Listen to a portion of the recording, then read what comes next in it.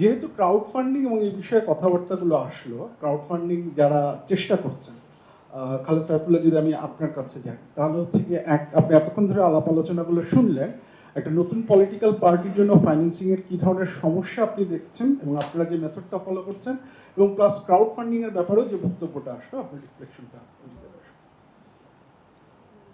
Thank you. আমাদের political financing এর ব্যাপারে আপনাদের এখানে একটা ইম্পর্টেন্ট পয়েন্ট আসছে যে কিভাবে বিজনেসগুলো ইনফ্লুয়েন্স করে পলিটিক্যাল ফাইন্যান্সিং এর ক্ষেত্রে, and that's relevant to crowd funding. আমি এখানে আসছি। তো আমাদের পলিটিক্যাল ফাইন্যান্সিং এর যে problem that we see, it's a structural failure rather than a moral failure. যদি মোরাল ফেলিয়ার হয়, if you change the person, অথবা করাপ্ট মানুষকে সরিয়ে যদি আপনি অনেস্ট মানুষ দেন, তাহলে জিনিসটা সমাধান হয়ে যাবে। But if it's a structural problem, তাহলে আপনি মানুষ ওইখানে পরিবর্তন করে দিলেও তার জন্য ওই স্ট্রাকচারটা পরিবর্তন করা সম্ভব হবে না। কেন এটা আমাদের স্ট্রাকচারাল প্রবলেমটা এখানে খানিকটা আসছে, I just want to delve deeper into this, কারণ এটা আমরা সমাধান করতে না পারলে পলিটিক্যাল ফাইন্যান্সিং এর সমস্যাটা সমাধান করতে পারবো না। কারণ এইটা প্রবলেমটা শুরু হয়নি আরপিও থেকে। যদি প্রবলেমটা শুরু হতো আমাদের গণপ্রতিনিধিত্ব অধ্যাদেশের ওইখানে যে এই রুলটা আছে, সেই রুলটা পলিটিক্যাল ফাইন্যান্সিং এর সমস্যাটা তৈরি করেছে, তাহলে আমি রুলটা অ্যামেন্ড করলাম, জিনিসটা সমাধান হয়ে গেল। কিন্তু সমস্যাটা শুরুটা ওইখানে না, সমস্যাটা শুরুটা বিজনেস, পলিটিক্স, নেক্সাস এবং অন্য জায়গা থেকে।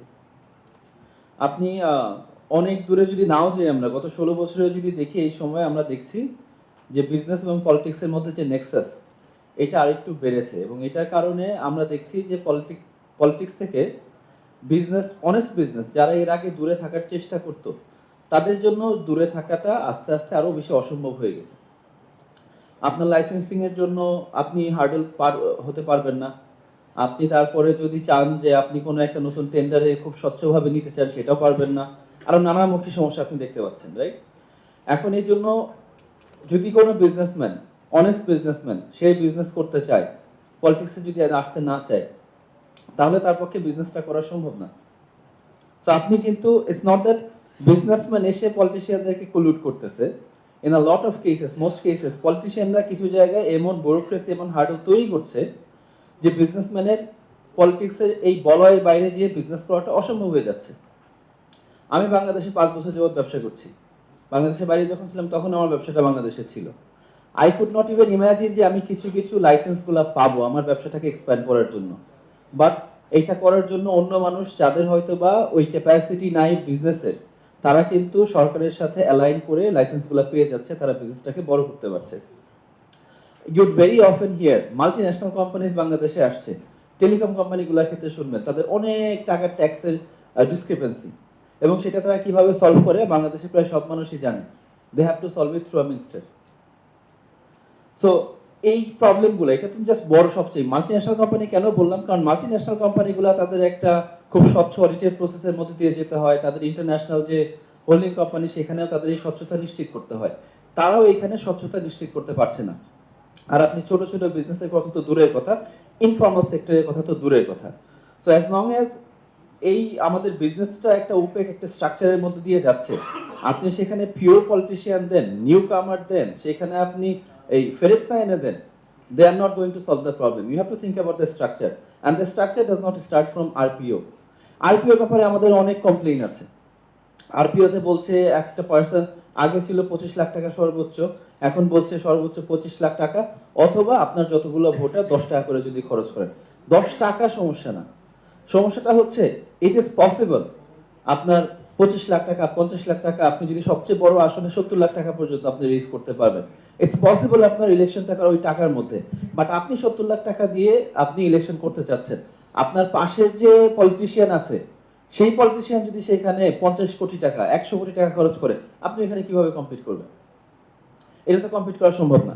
এখন আপনি নির্বাচন কমিশনের কাছে জিজ্ঞেস করেন বা অন্য যার কাছেই যান, সে বলবে যে আমার যতক্ষণ পর্যন্ত একটা ক্যাশ বেসড ইকোনমি থাকতেছে, আমার যে আমি লিমিটটা দিচ্ছি সেই লিমিটের বাইরে গেলে তো আমি তাকে ধরতে পারছি না।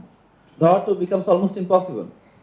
তাদের ক্ষেত্রে সদিচ্ছার অভাবও আছে, বাট অলসো একটা স্ট্রাকচারাল প্রবলেম হচ্ছে আমাদের ক্যাশ বেসড ইকোনমি।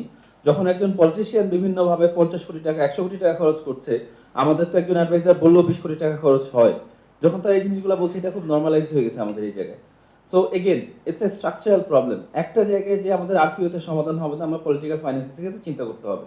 আমাদের একজন বক্তা বললেন যে পিওর পলিটিশিয়ানদের দিলে হয়তো বা সমস্যাটা অনেকাংশে কমে আসে। I really do not understand কিভাবে সম্ভব। It is an structural issue. বাংলাদেশে করাপশনের কারণ যদি এইটা হতো যে পলিটিশিয়ানরা ক্ষমতায় নাই, অন্য মানুষ এখানে পলিসি তৈরি করছে, এই জন্য বাংলাদেশে করাপশন হচ্ছে, তাইলে হয়তো বা সমাধান হতো। বাট পলিটিশিয়ানরা তো আমাদের পলিটিক্সটা তৈরি, এখানে পলিসিটা তৈরি করছে। সো পলিটিশিয়ান আসলে সমস্যাটা সমাধানের দিকে যাবে, অন্য মানুষ করাপ্ট, অন্য মানুষের মাধ্যমে এটা হবে। I do not understand that system. কারণ পলিটিশিয়ানদেরকে, ব্যবসায়ীদেরকে যেমন তাদের ব্যবসায়িক ইন্টারেস্টগুলো রক্ষা করতে হয়, পলিটিশিয়ানদেরকে কিন্তু তাদের প্যাট্রোনেজ সিস্টেমটাকে রক্ষা করতে হয়। একটা পলিটিশিয়ানের তার নিচের কর্মী বাহিনীকে তার রাখতে হবে না, ভালো রাখতে হবে না? একটা পলিটিশিয়ানকে তার চারপাশে সবাইকে ভালো রাখতে হবে না? হাওয়ার দে, সে পিওর পলিটিশিয়ান, সেই টাকাটা কোথা থেকে পাবে? এই স্ট্রাকচারটা কিভাবে সাস্টেইন করবে? So I do not understand that argument. সমাধানটা কি? এখানে অনেক আলোচনা হচ্ছিল, সমাধানটা কোথায়? সমাধান কি ক্রাউড ফান্ডিং এ? ক্রাউড ফান্ডিং অ্যালোন, বিদেশেও কোনো পলিটিক্যাল পার্টি আপনি পাবেন না যেখানে ক্রাউড ফান্ডিং ওইটার মাধ্যমে পলিটিক্যাল পার্টিটা চলছে। It alone can not solve the problem.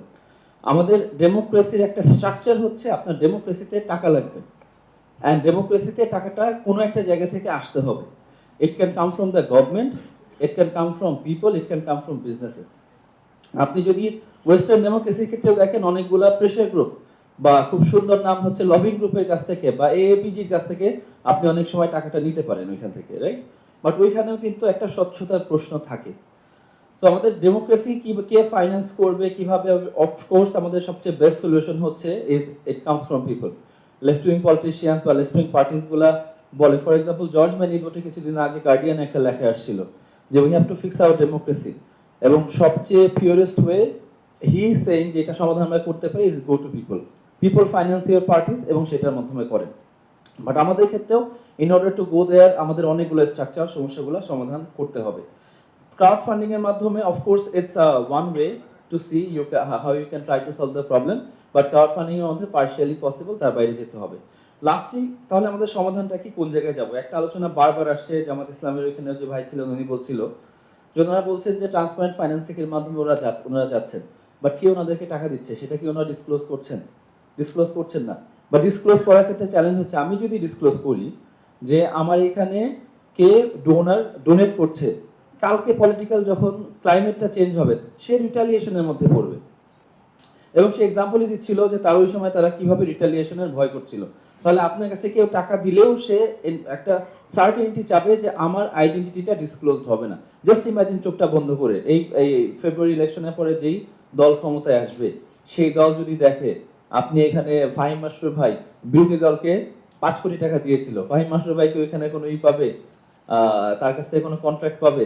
বলবে সে তো ফাইন্যান্সিয়ার অফ দ্য আদার পার্টি, এবং ওয়ার্স্ট কেসে বলবে যে টেরোরিজমকে সে ফাইন্যান্স করছে, কারণ সে যে বিরোধী দল তাকে টেরোরিস্ট একটা একটা কিছু বলবে আর কি, নানা ধরনের সমস্যার মধ্যে পড়বে। এখন আই থিঙ্ক সমস্যাটা এক জায়গা থেকে আসতে হবে যে আমাদের বিজনেসগুলোর ক্ষেত্রে উই হ্যাভ টু এনশিওর যে আমাদের রেগুলেটরি ইস্যুসগুলা বা বিজনেসগুলো যে অপারেট করছে, অনেস্ট বিজনেসগুলো যেন পলিটিশিয়ানদের কাছে জিম্মি হয়ে না যায়। If honest businesses can operate without being captive to politicians, তাহলে we see a direction যেখান থেকে হয়তোবা আমাদের জিনিসটা আস্তে আস্তে সমাধানের দিকে গেলেও যেতে পারে। and we also have to ensure একটা পলিটিক্যাল উইল লাগবে বিভিন্ন পার্টির মধ্যে, যে কেউ যদি টাকা ডোনার হিসেবে টাকা পে করেন এবং সেটা যদি ডিসক্লোজড হয় এবং তার যদি রিটালিয়েশন আসে, এন্টায়ার পলিটিক্যাল কমিউনিটি যদি সেখানে তাদের প্রোটেকশনের জন্য একমত হয়, তাহলে there might be a solution towards that. আমরা হয়তো বা ডিসক্লোজ করতে পারবো কে কোথায় টাকা দিচ্ছে বা দিচ্ছে না। ফাইনালি টাকা অবশ্যই পলিটিক্সের কাছে আসবে, অথবা রাতে আসবে অথবা দিনে আসবে, and we have to decide এটা রাতে থেকে আমরা কিভাবে দিনের দিকে আনতে পারি। If we can do that, তাহলে সেটা আমাদের জন্য ভালো হবে, but that is only possible যদি পলিটিক্যাল ক্লাসের কাছ থেকে উইলটা আসে, অথবা জনগণ পলিটিশিয়ানদেরকে ফোর্স করতে পারে। বাট আমার আশাটা হচ্ছে জনগণের কাছে, তাছাড়া এটা সমাধান I do not see. Thank you.